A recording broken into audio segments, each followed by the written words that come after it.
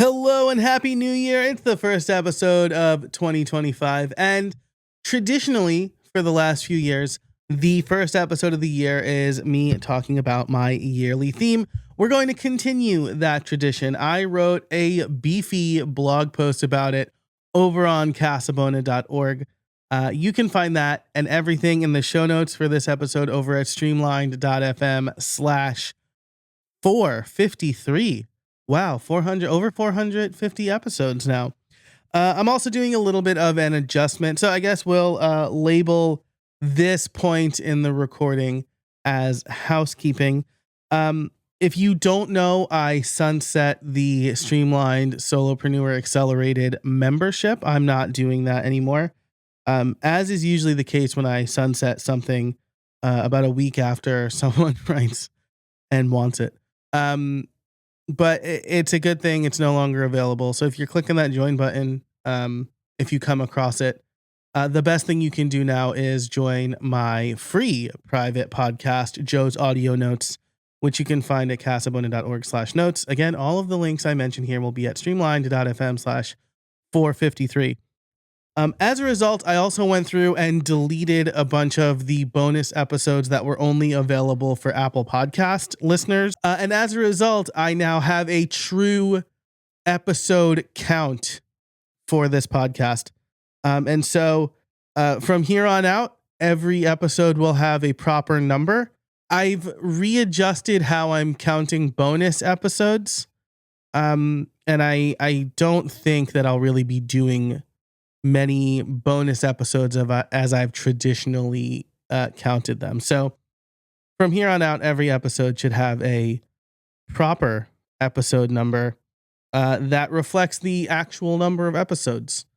So that's exciting. And that's all the housekeeping for the beginning of 2025. Let's get into the yearly theme. So I have written a blog post. So if you're watching the video, that's going to be up on the screen here. Again, just click the link in the show notes if you want to follow along and you're listening, or if you want to read it fully later. I do start with a story that led me to my yearly theme. But before we do that, let's go ahead and grade the year of control. If you will recall, the year of control was me trying to take control of more of my life and taking control of what I can control and letting go of, or better reacting to, the things I can't control. With a name like the Year of Control, it feels like there are big expectations, and it could be an epic success or an utter failure. And I will just come out and say that this yearly theme was an utter failure. I didn't do anything I wanted to accomplish. I basically tried to do too much all at once. And I abandoned the 4 questions that I was going to ask myself regularly. Now, if you need a refresher on what those 4 questions are, they are: who do I think I was? What needs to happen to make me feel in control? What do I need to let go of? And what distractions are making me lose the control I do have? The first question here is so big and ambiguous that I really who did I think I was? I think the thing that I had in mind when I wrote this question was I used to be, I still speak my mind pretty regularly, but I hold my tongue more. And it's because of the safety of my wife and kids. I'm not going to go mouth off when I'm out in public with my family, because I would never want to put them in danger. And then when I was young and free and whatever, I didn't, probably like most 20-ish year old men, I didn't have a lot of care for self-preservation, at least in that sense. So I think that was the exact use case I had in mind for that question. And therefore, every time I went to answer it after, I just didn't have an answer because I hadn't really thought about it. And then, for the following 3, those were probably questions I should have sought the answer for in Q1 of last year, and I just didn't. And so I could never properly answer them. And so I really set myself up for failure here. But there were a number of other contributing factors, right? And so The first one is that the theme wasn't as well planned out as previous yearly themes. And I didn't really realize this until I went to grade the yearly theme. So on the blog post, you will see a scorecard for 2023's yearly theme, the year of budgets. You'll see that there's a list of actions and goals, and then I was able to score each of those with like, yes, definitely did it, no, definitely didn't do it, or kind of did it, right? And so I was able to give myself a score. Also, the things on this grade sheet, we'll say, this rubric maybe, are not like high-minded, open-ended questions like who did I think I was? They're actual things I could do. And I didn't have that for the year of control. I just kind of had vague instructions like control my impulses or improve my health. And without a strong foundation for my theme to be based on, which is a word salad, it was really difficult for me to stay the course and make the improvements I wanted to make, especially when life got in the way. And a lot of that happened in 2024. So I think the other major factor here is just small kids, aging parents, and life. There are several areas of my life that I don't control right now. That's just the stage I'm in. I have 3 small kids. My oldest is going to be 8. It's 8, 4, and 3. So they need a lot of stuff. They need a lot of care. They're just getting into really extracurricular activities. My oldest is taking cello lessons and does dance after school. My son is going to start playing baseball most likely. And so I'm just getting into a stage of life where my kids still need a lot of me and they're starting to do things more independently. And that's like a weird, you would think that the second half of that would ease the first half, but it doesn't. Like there's still a lot of reliance. And again, just the stage of life I'm in. That's that we are a relatively young couple with small kids. We are both working to advance our career further. And so I know every stage of life has its difficulties, but I think we are in a particularly chaotic phase of life right now.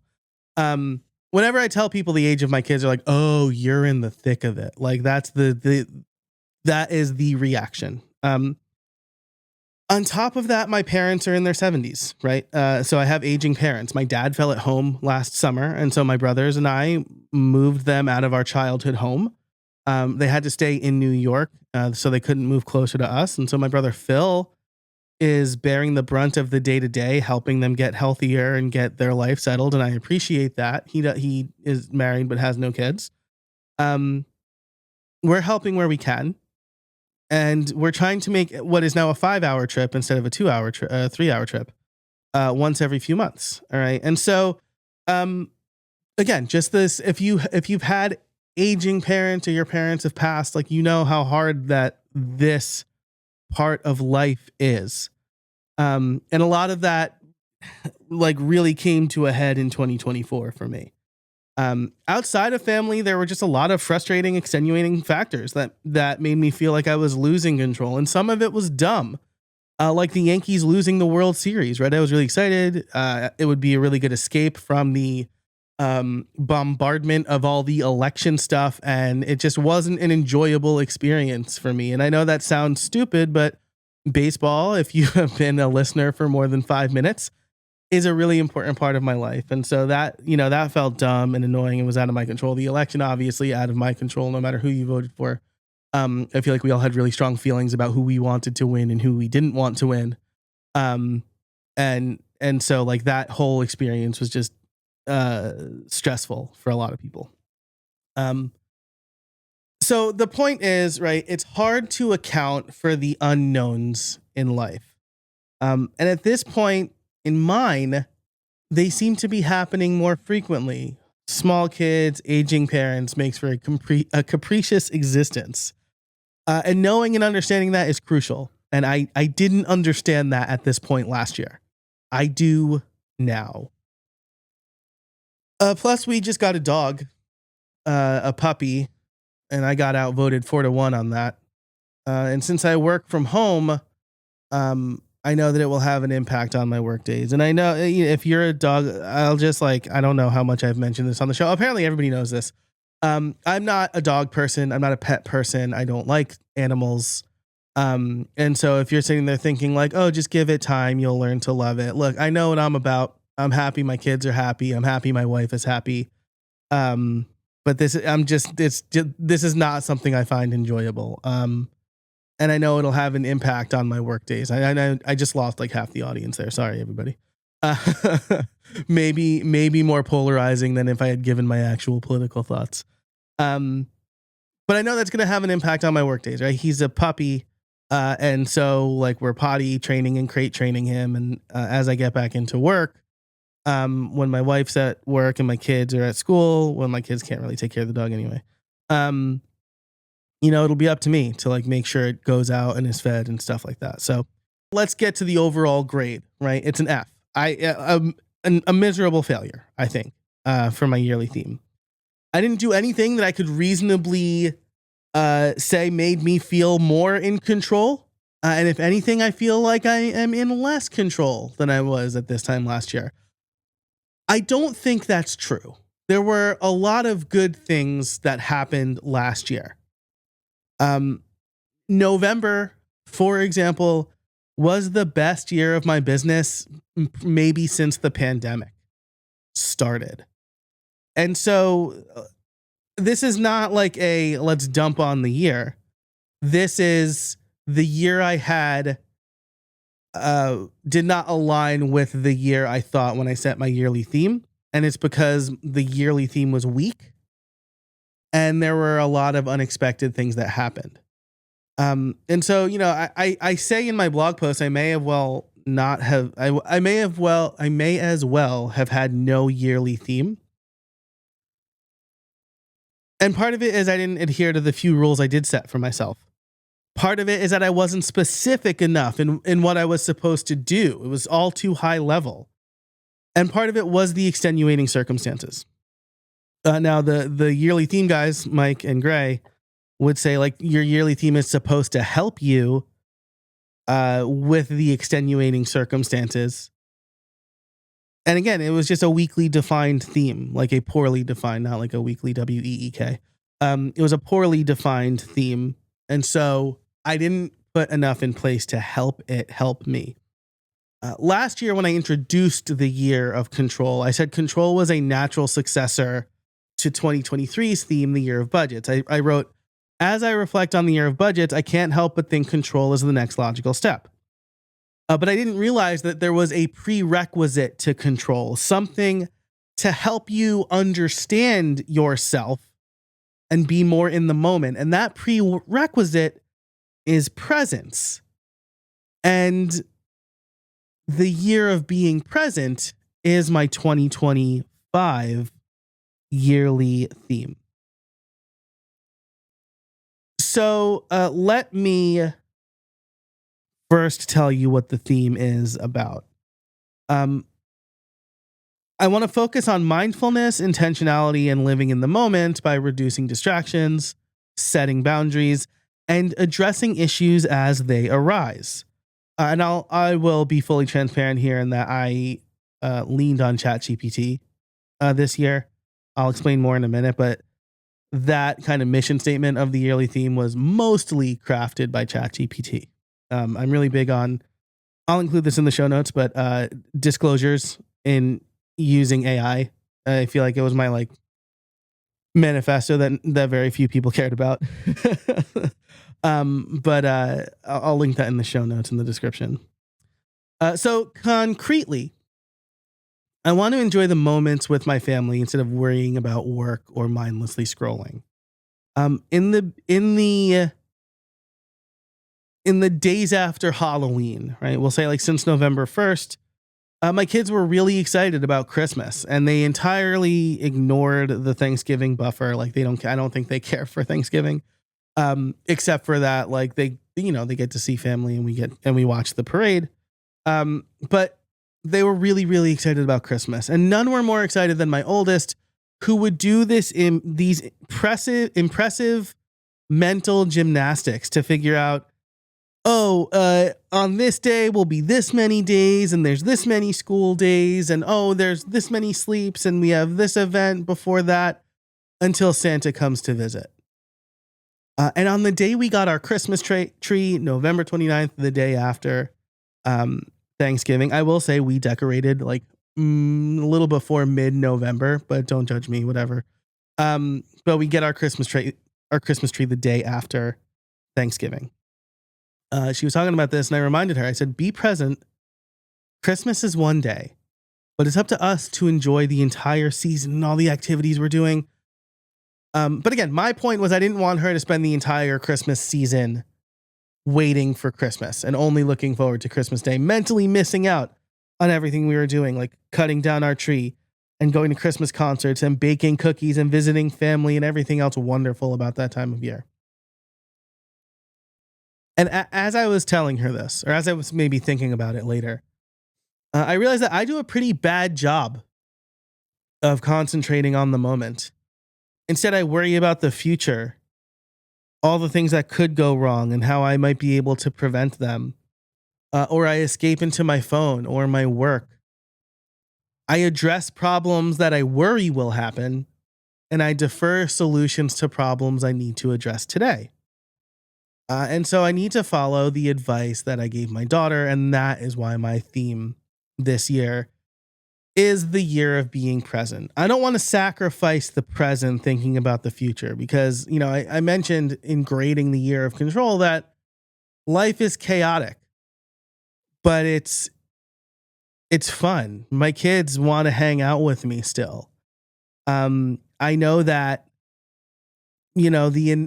the inevitabilities of aging parents, and I don't want to worry about that. I want to hang out with them and let them spend as much time with their grandkids as possible.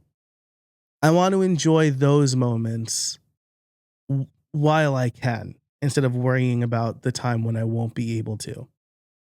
And something else that I just increasingly found myself doing last year was escaping into my phone. Um, Combine that with a truly detrimental multitasking habit. Like, I don't think there was a single call I took on Zoom last year where I was fully present. I was always looking at the other monitor doing something while somebody else was talking. And that's rude. So here are a few basic goals, mostly concrete, that I want to accomplish that I feel will make this theme a success. The first one is reduce Screen time, obvious, right? It is when I'm out, I think I'm on my phone less than most people. But when I'm at home, I'm on it far too much. I want to create stronger boundaries. I used to have a rule that my laptop wasn't allowed upstairs in like the main area of my house, living room, sunroom, kitchen, dining room, or my bedroom. And the pandemic kind of ruined that because in the winter months, the dining room was the only change of scenery I really had. So I really want to reset those boundaries. I found that like my most frustrating moments upstairs, outside of my office, are when I'm like trying to work in the dining room while my kids are playing in the sunroom. That's really not fair to them. And it's because I'm trying to have it both ways, right? Where I'm with my family, quote unquote, but I'm working, and like that's like splitting the baby. And so I want those stronger boundaries. When I'm at work, be at work. And when I'm at home, be at home. I mentioned this already, but when I'm on calls, stop doing other stuff. It's rude. I want to stop deferring to the future, right? Usually I'll say, like, oh, that's a problem for future Joe. If there's something that I need to improve or a fix I can make now, then I want to make it now. I want to always have cash on me. I'll share this a little bit later, like the implementation phase, but having cash is a really simple task that will kind of keep me rooted in the real world, if that makes sense. And I want to be better at managing assumptions. So this is the only like higher level one, right? I think everything else is pretty concrete, but I always assume the worst and catastrophize, which takes me out of the present and into some future that is more unlikely to happen. So that's a small set of goals. Um, I have this in a roadmap document, basically in Obsidian. Um, I learned with the year of control that just a list of goals isn't enough. And so I think lack of planning was probably the biggest reason that my theme failed last year. And in the 2025 yearly theme episode for Cortex, Mike and Gray talk about using large language models like ChatGPT and Claude to help them brainstorm. And I really leaned into that with some prompting and context and everything that ChatGPT already knows about me. I asked it to come up with a better definition and roadmap to make this theme as successful as possible. So that coupled with the daily, weekly, and monthly notes that I have in Obsidian, and I think that I have a really good plan in place to move forward. So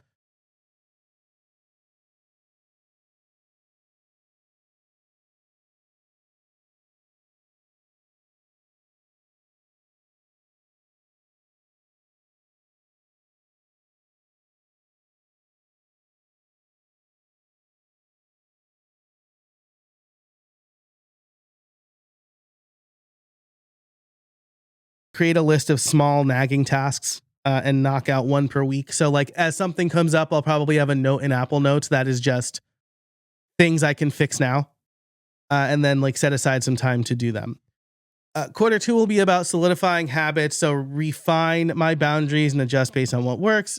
Focus on single tasking during calls.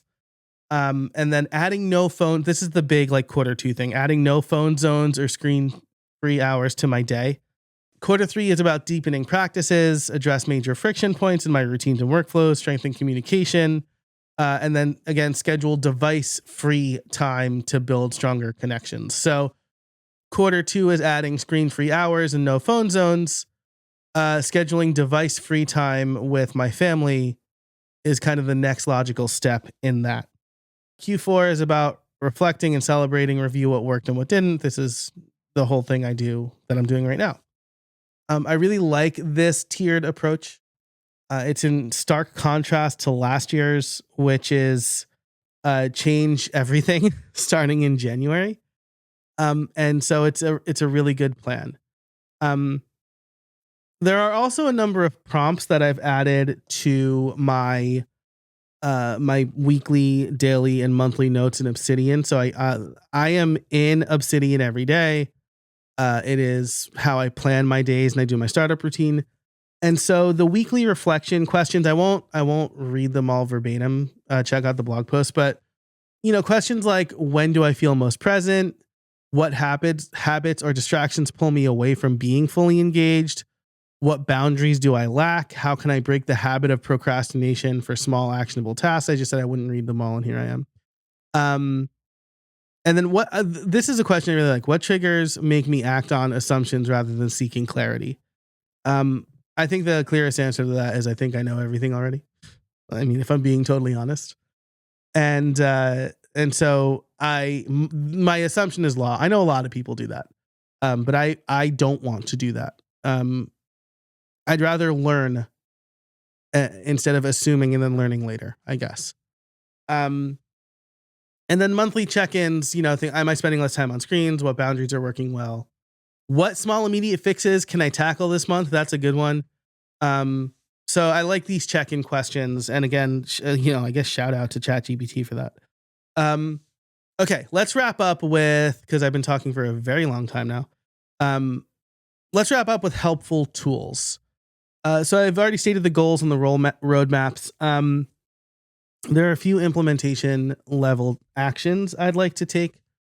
And so in the blog post, you have a screenshot of a shortcut I made because my toxic trait is over engineering. Maybe next year's theme will be under engineering. But okay, iOS's screen time data only goes back like 3 weeks for some insanely frustrating reason, probably because tech companies don't actually want you to understand how much you're using their device. And so like it'll be a flash in the pan that's like, hey, you spent 5 hours on your phone on average this week. But I wrote a shortcut that will grab the screen time info and log it in a note each Sunday. ideally what I will do is move this into Notion or Google Sheets where I can do more math on it. But this is like a proof of concept right now that I wrote while I was writing the blog post. The way it works, and I would share it with you, but it's not ready for prime time yet, is it opens the screen time area on your phone, takes a screenshot, and then uses the built-in Apple function of extracting texts from a screenshot, and then splits the text into new lines. And then I figured out which line the actual screen time data is on, and I log that in an Apple Note right now. So this will really help me right with the Q1 goal of where is that? Set a baseline, right? Use apps like Screen Time to track your device usage for 1 week, right? So I want to get this over time. There are some times where like I will just fall asleep to YouTube and it really blows out my screen time because it'll be on for like an extra hour or two every night. And I'm trying to move away from that. I'm trying to have the screen off, but I think if you're like listening to a YouTube video, it still counts as screen time. I'm not sure. This is kind of the exploratory phase of this, but I wrote a shortcut. And so I will get my Q1 average basically at the end of March. But like you can't even get like a monthly average in screen time. So like I'll have the January average in a month, right? I've talked about this a bit on my blog in the last few weeks, but I'm also using the Brick to limit my phone use. I love this device. You shout out to my friend Courtney Elmer for telling me about it. For telling me it works because I saw the Instagram ad and I never trust those. But you scan your phone and then it blocks or allows apps, right? So I have several modes for it right now. The default mode is blocking the most distracting apps. That is Slack, all of my mail apps, this game I've been playing a lot called Balatro, and a bunch of other apps and all social media sites. I don't have social media apps on my phone, but I cheat and go to the website sometimes, and the Brick blocks the websites too. So that's default. I'll usually scan that when I'm upstairs, not at work. Deep Work, which only allows the most crucial apps. And this is usually like when I am working. And so like email will be email won't be available, but like my to-do app or something like that. You know, like it only allows the things I really need. So it's going to be like messages, phone, stuff like that. And bedtime, which only allows the most crucial apps. And then some apps I'm allowing at bedtime. Overcast and YouTube are two of them. But like the games or the mindless scrolling, like those are not allowed at bedtime. So I've made a habit of scanning the Brick in the mornings, on the weekend, and at night before bed. And so I want to be better about getting, I thought maybe I'd get a second one for my office for Deep Work, but I don't think I really need to do that. I'm also using the Focus app for Mac over at, I think it's heyfocus.com, which basically does what the Brick does, but on the Mac. And so it also allows for multiple modes. And so I'm going to use this app to basically block everything except Zoom when I'm on a Zoom call. So that I literally can't do anything else. So tool-based actions based on all of this. Brick my phone for at least 4 hours a day, not counting bedtime. Be in focus mode on my computer for at least 3 hours each workday. And then review screen time and track time each week as part of my startup routine. Outside of screen time, there are 4 actions I want to take outside of screen time. They are: go to the ATM every Monday after school drop off. Call my parents every other day. Make actual tangible plans with friends once a month, and do more friend trips instead of or in conjunction with work trips. I live far away from all of my friends, and so I don't see them enough. And I think that if I limit the amount of work travel I do or tack on friend trips to work travel, it'll be a good way to kind of strengthen the relationships and be in the present. Now, if you are wondering about the cash thing, here's the quick backstory. I used to always have cash on me. I'm a New York Italian. We love greasing palms. I used to always have cash on me. It is important If something doesn't accept card or Venmo or check, this is like usually like small community events. Like there are church events that we go to. Or like the Knights of Columbus did like a pancake breakfast with Santa that was cash only. And I had to leave. Like I left my family there. I went to the closest ATM and I got cash. Like that took time away from my family for no good reason. But I also like tipping folks with cash. And since the pandemic, I have had cash on me so infrequently that I've resorted to clumsily tipping with Venmo or not tipping at all. And I hate that. I hate that. It makes me feel like I'm not fully prepared for the event of the day. And then I was pushing off this simple, I'll just go to the ATM when it's convenient. I feel like I was like pushing that off to future Joe. So like I said, having cash on me at all times is a small, simple way to keep me rooted in real world activities, something I'm not relying on a digital tool for.